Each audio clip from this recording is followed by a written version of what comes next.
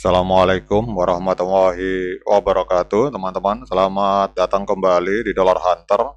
Jadi di sini kita akan update informasi mengenai perkembangan dan peristiwa terkini yang terjadi di seputar dunia cryptocurrency, teman-teman. Namun seperti biasa, sebelum kita berbicara tentang dunia kripto, mari hari ini kita berdoa bersama-sama memohon kepada Allah agar kita semua senantiasa diberikan nikmat berupa kesehatan dan juga diberikan keberkahan dalam setiap rezeki yang kita terima pada hari ini, teman-teman. Oke, teman-teman, hari ini kita update informasi tentang Bitcoin, teman-teman. Jadi ada berbagai laporan dari berbagai media yang ada di Indonesia bahwa Indodax hari ini mendorong kajian Bitcoin sebagai aset cadangan nasional, teman-teman. Jadi Indodax sebagai salah satu market terbesar dan tertua yang ada di Indonesia, khususnya yang bergerak di bidang kripto, ini menilai bahwa potensi Bitcoin sebagai aset cadangan nasional ini sangat menjanjikan karena sifatnya yang desentralistik dan tahan inflasi, teman-teman.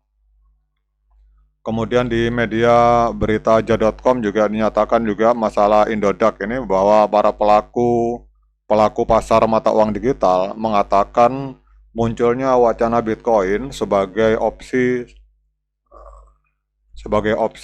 salah satu dana cadangan strategis nasional itu sangat penting di tengah kondisi geopolitik dan geostrategi pada hari ini, teman-teman. Kita tahu bahwa hampir negara-negara maju ini hari ini banyak menyatakan Bitcoin sebagai dana cadangan strategis, terutama kita lihat di Amerika Serikat, teman-teman. Bahkan kalau kita berbicara, Amerika Serikat dan Cina itu memegang Bitcoin dalam jumlah besar, teman-teman. Kemudian kita di sini, Indodax menyajikan kajian serius terkait wacana Bitcoin sebagai aset cadangan nasional. Ini menekankan pentingnya studi mendalam dan kolaborasi lintas sektor untuk menghasilkan sebuah keputusan strategis, teman-teman. Jadi wacana mengenai potensi Bitcoin sebagai aset cadangan nasional ini kembali menjadi sorotan publik di Indonesia. Jadi para pelaku pasar kripto termasuk Indodax menyerukan kajian mendalam terkait gagasan strategis ini. Jadi diskusi ini muncul setelah komunitas Bitcoin Indonesia itu diundang ke kantor Wakil Presiden Indonesia dan ini memicu spekulasi luas, teman-teman. Kemudian kalau kita lihat di sini, Vice President dari Indodax yang bernama Antony Kusuma menegaskan bahwa potensi Bitcoin sebagai bagian dari aset negara ini sangat menjanjikan, kemudian sifatnya yang desentralistik dan tahan terhadap inflasi ini menjadi daya tarik utama bagi negara, namun keputusan sebesar ini tidak dapat diambil secara terburu-buru tanpa pertimbangan matang, teman-teman. Jadi untuk mewujudkan Bitcoin sebagai aset cadangan nasional dibutuhkan studi jangka panjang berbasis data dan keterlibatan berbagai pihak. Jadi sinergi antara industri, kemudian otoritas pengawas, dan lembaga pengelola kekayaan negara seperti Badan Pengelola Investasi Dana Anagata Nusantara atau BPI Danantara itu sangat krusial, teman-teman.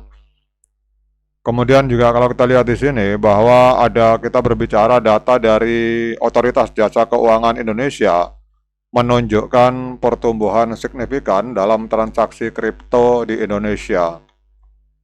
Jadi hingga pertengahan 2025 nilai transaksi mencapai 224 triliun rupiah dengan 15,85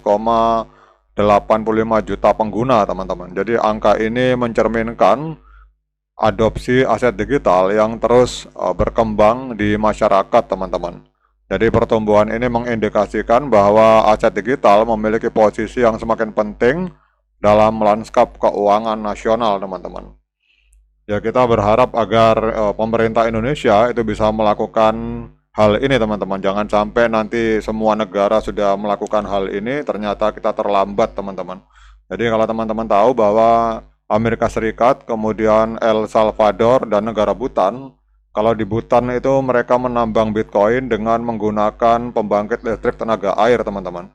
Jadi mereka kesehatan gratis, pendidikan gratis, dan gaji dari pegawai negeri di negara Bhutan itu diambilkan dari Bitcoin, teman-teman.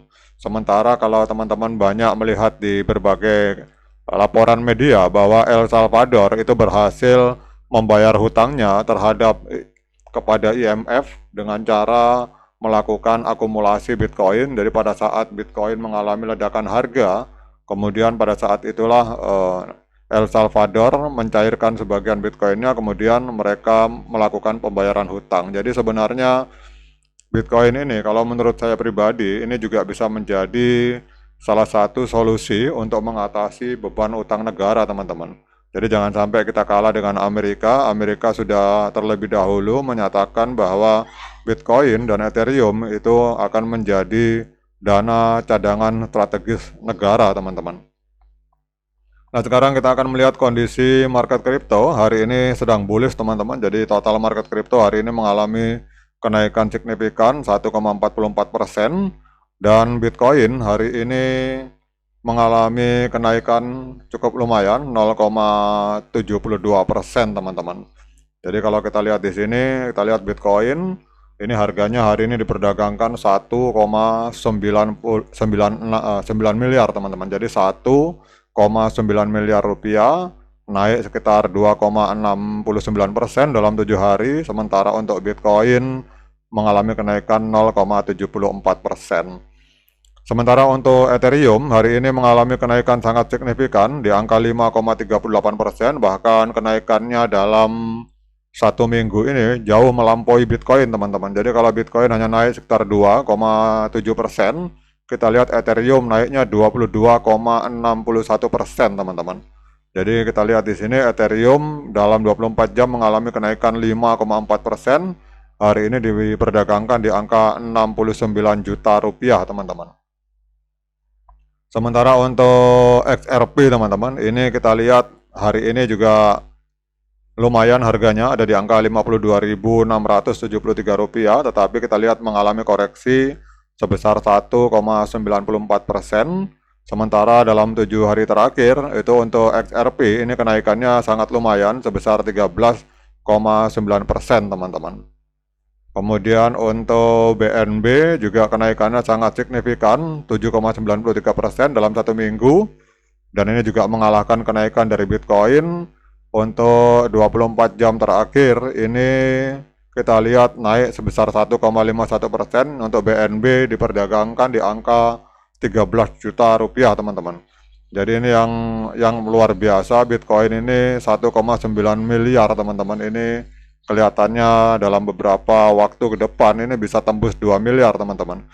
Ya, kita berharap agar para pelaku industri, terutama di industri kripto yang mengajukan usulan kepada pemerintah ini bisa didengarkan oleh pemerintahan Bapak Prabowo, agar hal ini bisa menjadi salah satu solusi untuk kita bisa membayar hutang-hutang luar negeri sama seperti yang dilakukan oleh El Salvador, teman-teman.